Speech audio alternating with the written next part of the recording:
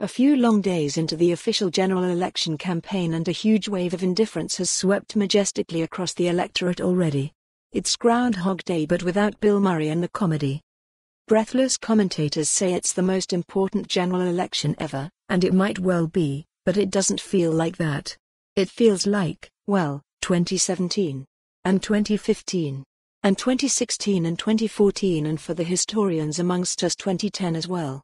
Yes, all those years ago, when results actually seemed to mean something and the country was not on a permanent election footing. This campaign has started like it's set in a cave full of budgies watching the finesse of a duck-billed platypus making a break to become 200 meters Olympic champion with Punxsutawney Phil as referee. Groundhog Day indeed.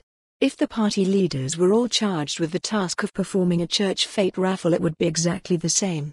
Jeremy Corbyn would nationalise the draw and ensure the prize fund was distributed equally amongst the entrants while charging the wealthy 3 times more for their tickets. Nicola Sturgeon would insist that Scots carried out the draw to make sure the result was determined by Scots for Scots.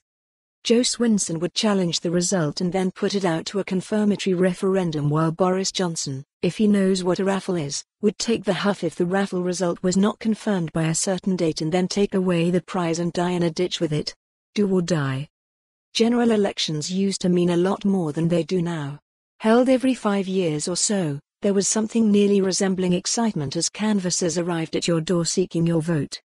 Sometimes even the sitting MP would make an appearance and you could get the chance to grill them over a cup of tea. It was democracy in the rawest form, and MPs knew they had to fight for every vote and weren't afraid to engage with the voters directly. Now the closest most of the public get to an MP is watching them on the telly being grilled about the so-called issue of the day. But the issues of the day on these shows are chosen by highly paid producers and not the people who matter the most, the wider electorate, who are increasingly becoming marginalized from modern politics despite being asked to participate more.